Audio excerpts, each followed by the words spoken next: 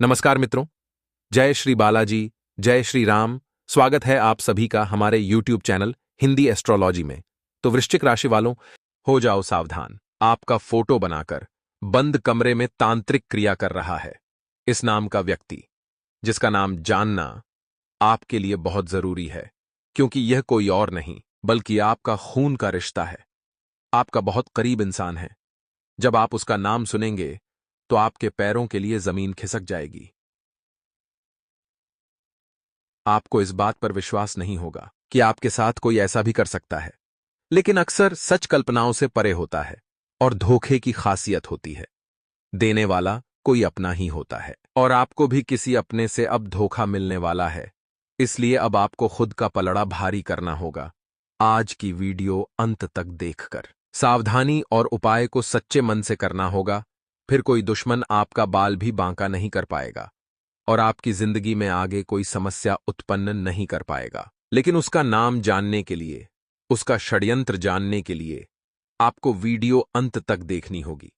आपको एक एक बात बारीकी से समझाई है। सबसे पहले माता रानी के सच्चे भक्त इस वीडियो को लाइक करके कमेंट बॉक्स में जय मां भवानी अवश्य लिखें। आपके जीवन में कौन है वह गद्दार जो आपको धोखा देने का प्रयास कर रहा है और तांत्रिक क्रियाएं भी करवा देता है, आपके जीवन में अड़चनें उत्पन्न करता है, चाहे अनचाहे आपके मार्ग में बाधक बनने का कार्य करता है। इस गद्दार से मुक्त होना आपके लिए बहुत आवश्यक है, जो आपका अपना बनकर ही चल रहा है। हमेशा आपका दुरुपयोग किया है, पीठ के पीछे कभी भी आपकी अच्छाई के बारे में चर्चा नहीं करता है, हमेशा आपके काम में तरह तरह की खामियां निकालता रहता है, आपके बारे में अनाप शनाप बातें करता रहता है। कई बार आपने इसको ऐसी गलती करते हुए पकड़ा भी है, लेकिन आप बड़े ही मासूम हैं, इन बातों को गहराई से समझते नहीं हैं, आप इसे माफ कर देते हैं और यह बार बार ऐसी हिम्मत करता है कि आपके चरित्र पर और आपके जीवन पर लांछन लगाता रहता है। लेकिन मित्रों, अब समय आ चुका है कि इस गद्दार से आपको पीछा छुड़ाना है। मित्रों, जब कोई रिश्ता प्रेम का हो, विश्वास का हो, तो वह रिश्ता निभाने में बहुत आनंद मिलता है। फिर इस रिश्ते की खुशी में ही अपनी खुशी हो जाती है। लेकिन कभी कभी कुछ रिश्ते ऐसे होते हैं जो आस्तीन में बसने वाले सांप बन जाते हैं। जी हाँ मित्रों, आप इन्हें कितना ही दूध पिलाइए, कितनी ही इनकी सेवा करिए, लेकिन वक्त आने पर ये आपको ही डस लेते हैं। और जब इनके अंदर की जलन और इनका द्वेष भाव बहुत अधिक बढ़ जाता है, तो ये तांत्रिक क्रियाओं को करवाने से, टोने टोटके, उपाय, मारण, विद्वेषण कराने से भी पीछे नहीं हटते हैं। मित्रों, इस बात का प्रमाण आपको आपके ही जीवन में कई बार प्राप्त हुआ है। हम आपको पहले भी बता चुके हैं, फिर से बता रहे हैं मित्रों की क्यों आपकी बनाई हुई योजनाएं अक्सर सफल होते होते असफल हो जाती हैं। आपके जीवन में खुशियां आते आते बीच रास्ते से ही लौट जाती हैं। आप तो दूसरों को खुश रखते हैं, दूसरों की खुशियों के लिए सब कुछ करते हैं, लेकिन आपकी खुशियों को क्यों किसी की नजर लग जाती है? मित्रों, कई बार आपको स्पष्ट संकेत भी मिले हैं, एक आध बार तो आपको तांत्रिक क्रिया के भी संकेत मिले हैं। लेकिन मित्रों, इसे आपकी लापरवाही कहें या आपकी अज्ञानता कहें, आपने इन संकेतों पर कभी गौर ही नहीं किया है। अब संकेत कौन से हैं, थोड़ा इन्हें ध्यान से समझिए, फिर आपको शायद कुछ याद आ जाए। मित्रों, आपके दरवाजे पर नींबू या फिर सिंदूर और या फिर किसी जानवर की कोई हड्डी या पंख पड़ा मिलना। मित्रों, याद करके देखिए, आपके दरवाजे पर कभी आपको यह डाला हुआ मिला था कि नहीं? दूसरा, कि आपके कमरे में मक्खियां और मधुमक्खियां बहुत अधिक आना। जी हाँ मित्रों। तीसरा, कि आपके द्वारा दिया गया भोजन कुत्ते और गाय के द्वारा ना खाया जाना। जी हाँ मित्रों, वैसे तो कुत्ते और गाय जो भी भोजन, दो रोटी वगैरह आराम से खा लेते हैं, लेकिन जब भी आपने दी हैं तो नहीं खाई हैं, यह संकेत आपको पहचानना है। इसी प्रकार मित्रों, बिना बात के ही मां उदास हो जाना, बिना बात के ही क्रोध बढ़ जाना, और कभी कभी तो अचानक घर में बैठे बैठे किसी प्रकार की बदबू का मरी एहसास होना। और सबसे बड़ी बात मित्रों यहां पर यह है कि आपके अपनों से, जो आपके दिल से जुड़े हुए हैं, आप जिनसे बहुत अधिक प्रेम करते हैं, उनसे ही नफरत होने लगना, उनकी हर एक बात बुरी लगना, वे अगर अच्छा भी बोले तो वह भी बुरा लगना। ये सारे संकेत हैं कि आपके ऊपर तांत्रिक क्रिया की गई थी। लेकिन यह सब छोटी छोटी तांत्रिक क्रियाएं हैं, इनसे केवल जीवन में रुकावट तो आती है, लेकिन जीवन में बहुत बड़ा बदलाव नहीं आता है। बड़े बदलाव के लिए बड़ी तांत्रिक क्रियाएं की जाती हैं। तो मित्रों, अब क्या आप बड़ी तांत्रिक क्रियाओं के होने का इंतजार करेंगे? हमने आपको जो संकेत बताए हैं वे संकेत आपको मिले हैं। संकेत और भी बहुत अधिक हैं। मित्रों, अगर बताने लगे तो एक आध घंटे का वीडियो संकेतों को बताने में ही निकल जाएगा, लेकिन मुख्य मुख्य संकेत हमने आपको बता दिए हैं। दूसरा यह मित्रों कि आपके घर के पेड़ पौधे सूखने लगे। जी हां मित्रों, खास तौर से तुलसी का पौधा। जी हां मित्रों, आपने खूब सेवा की होगी, तब भी तुलसी का पौधा हरा नहीं रह पाया होगा, सूखना शुरू कर दिया होगा। और सबसे बड़ी बात कि आपके घर में किसी जानवर का, जीव जंतु का अक्सर मारा हुआ मिलना, ये सारे संकेत हैं कि आपके ऊपर तांत्रिक क्रियाएं की गई हैं। आप माने या ना माने, आपके बनते हुए काम बिगड़े हैं। कभी कभी आपका काम धंधा व्यापार अच्छा चलने लगा है, आपको लगने लगा है कि अब सब कुछ सही हो गया जीवन में, लेकिन फिर अचानक कुछ ऐसा हुआ कि बिल्कुल ही काम धंधा रुक सा गया है। रुकावट इतनी बड़ी आई कि आपको लगा कि अब तो यह बंद ही करना पड़ेगा। तो ये जो संकेत हैं, इन संकेतों को आपने अनदेखा किया है, गौर नहीं किया है और समय रहते इनका उपाय नहीं किया है। लेकिन मित्रों, जो ऐसे छोटे मोटे प्रयोग आपके ऊपर करवा सकता है, क्या वह कोई बड़ा प्रयोग नहीं करवा सकता है? मित्रों, आप इस बात का अंदाजा भी नहीं लगा सकते हैं कि आपसी जलन की भावना कितनी तेज हो सकती है, कितनी तीव्र हो सकती हैं और कितना विनाश मचा सकती हैं। कौरव और पांडवों का युद्ध असल में एक जलन का ही तो प्रमाण है। पांडवों के अंदर इतनी अधिक प्रतिभाएं थीं कि इन प्रतिभाओं से और उनके गुरुजनों के द्वारा की गई उनकी तारीफों से, उनके शब्दों से दुर्योधन और उसके भाई कभी बाता भी प्रसन्न नहीं हुए। और यही भावना धीरे धीरे बढ़ते हुए एक जलन बनी और इसी भावना ने एक महान भीषण युद्ध को जन्म दे दिया, जिसमें स्वयं भगवान श्री कृष्ण को बीच में आना पड़ा सत्य का साथ देने के लिए। तो अब ऐसी स्थिति में आपके हाथ में क्या बचता है? अब आप ध्यान से समझिए जो हम आपको बताने जा रहे हैं। आपको सबसे पहले यह देखना है कि सामान्य सी चल रही जिंदगी में कब रुकावटें आती हैं, कब परेशानियां आती हैं। संकेत धीमे धीमे दिखाई देते हैं। मित्रों, अचानक से कोई बड़ा संकेत नहीं दिखेगा, अचानक से कोई बहुत बड़ी घटना भी नहीं घटेगी। छोटे छोटे संकेतों को आपको पकड़ना शुरू करना है, और जब आपको लगे कि आपके ऊपर कोई तांत्रिक क्रिया की गई है, तो आपको उसकी काट भी करनी होगी। मित्रों, हम आपको बता दें कि यदि आप अपने घर को शुद्ध सकारात्मक ऊर्जा से भरकर रखें, खुद भी सकारात्मक ऊर्जा से घिरे रहे, तो आपके ऊपर कोई तांत्रिक क्रिया प्रभावशाली नहीं होगी, हल्की होगी, बाद में यह अपने आप समाप्त हो जाएगी। तो आप कैसे अपना सुरक्षा घेरा बनाएं और अपने घर को सुरक्षित रखें?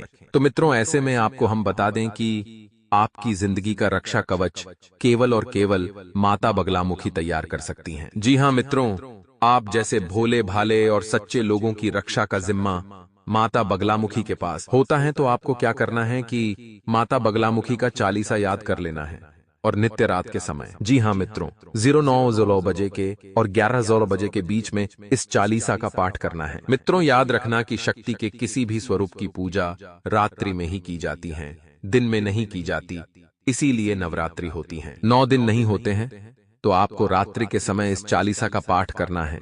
आप रोज नहीं कर सकते हैं तो आप भी कर सकते हैं। हफ्ते में 3 या 4 दिन तो आपको चालीसा पाठ करना ही होगा। अपने आप आपके आसपास एक सुरक्षा घेरा तैयार हो जाएगा। इसी के साथ साथ आप यह भी कर सकते हैं कि कम से कम महीने में 3 से 6 दिनों के लिए, जी हां मित्रों, चाहे 3 दिन के लिए, चाहे 6 दिनों के लिए, चाहे 9 दिनों के लिए, इन 3 दिनों तक आप मां बगलामुखी के नाम की अखंड ज्योति अपने घर के पूजा घर में जलाएं। जी हां मित्रों, यदि आपके पास ज्यादा समय नहीं है तो आप 3 दिन के लिए जलाएं। अगर समय है तो आप 6 या 9 दिनों के लिए 1 महीने में एक बार अवश्य जलाया करिए। और जब आप यह अखंड ज्योति जलाएं, उस समय आप माता बगलामुखी के विशेष मंत्र का एक माला जाप भी कर लिया करें। मित्रों, मेहनत तो आपको करनी ही पड़ेगी, किसी न किसी की शरणागति तो आपको होना ही होगा। आप किसी की शरण में जाएंगे तभी तो आपकी रक्षा होगी, आपका उद्धार होगा। अब यदि आप जड़ बने अपने स्थान पर बैठे रहेंगे, अपने कार्यों में लिप्त रहेंगे, भगवान को भूल ही जाएंगे, तो भगवान भी आपकी मदद कैसे कर पाएंगे?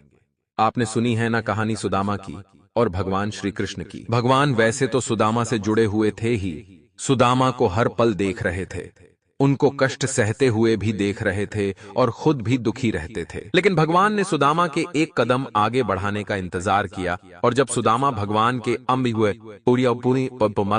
दरवाजे पर पहुंचे तो भगवान स्वयं नंगे पैर दौड़ते हुए आए और सुदामा को गले लगा लिया। फिर उनका उद्धार हो गया। तो मित्रों, ये जो कहानियां जो हमारे शास्त्रों में बताई जाती हैं, पुराणों में बताई जाती हैं, इन कहानियों के माध्यम से हमें कुछ ना कुछ सिख दी जाती हैं, और यह सिख हम सुनकर भी अनदेखा कर देते हैं, अपने जीवन में नहीं उतारते हैं। तो आप यदि प्रयास नहीं करेंगे और सोचें कि कोई दैवीय शक्ति स्वतः ही अपने आप आपकी रक्षा करने लग जाए, तो मित्रों, ऐसा बड़ा ही मुश्किल है।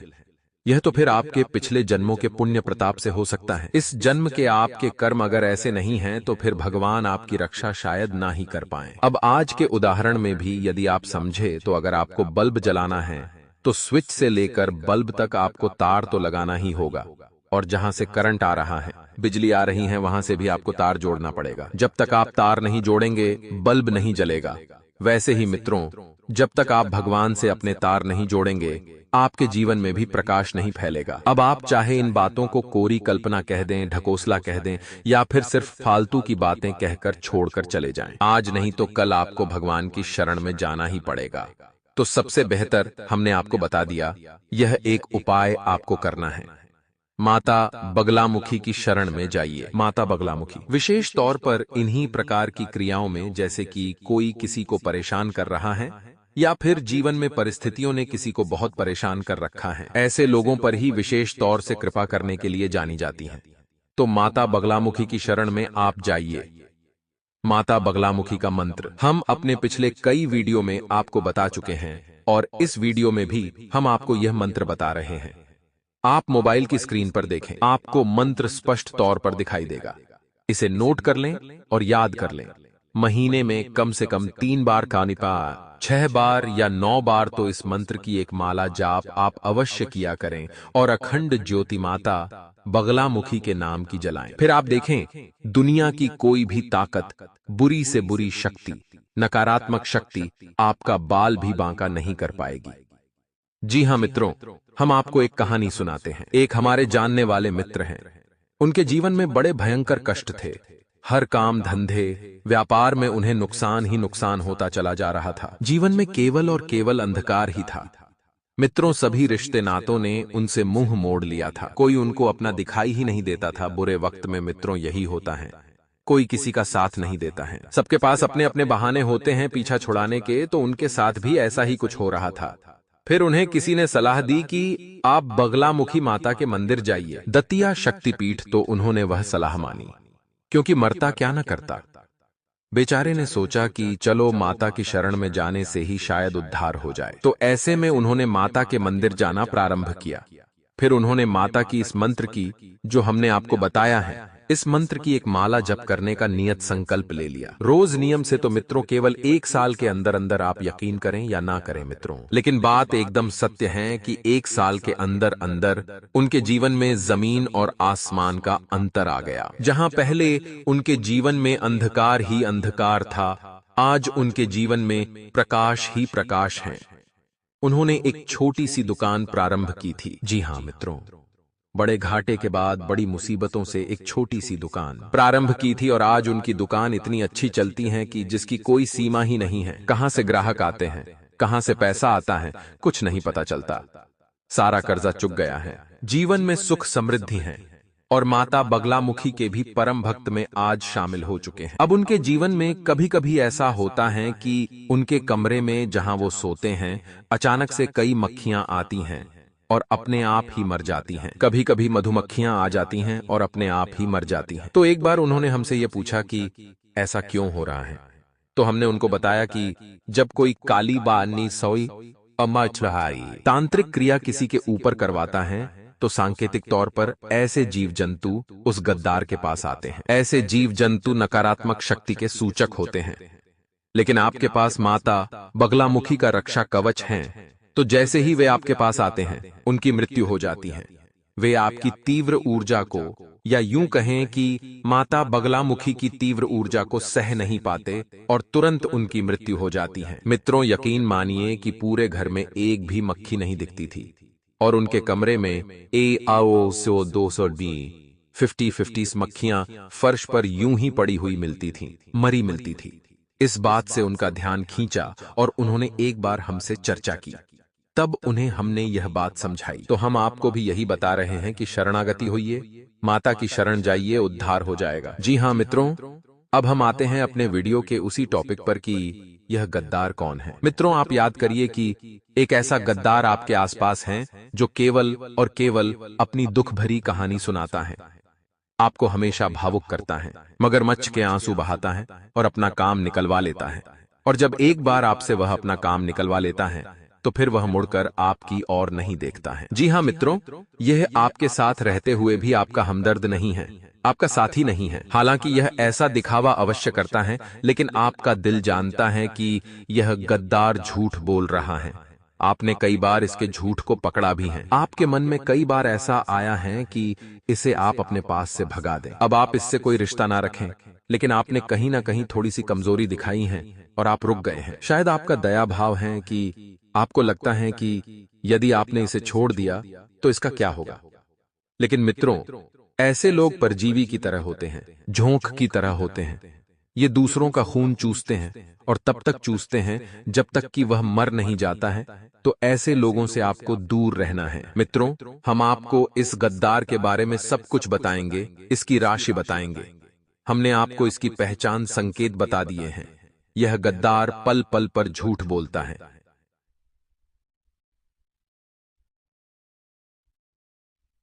हमेशा मुस्कुराता रहता है।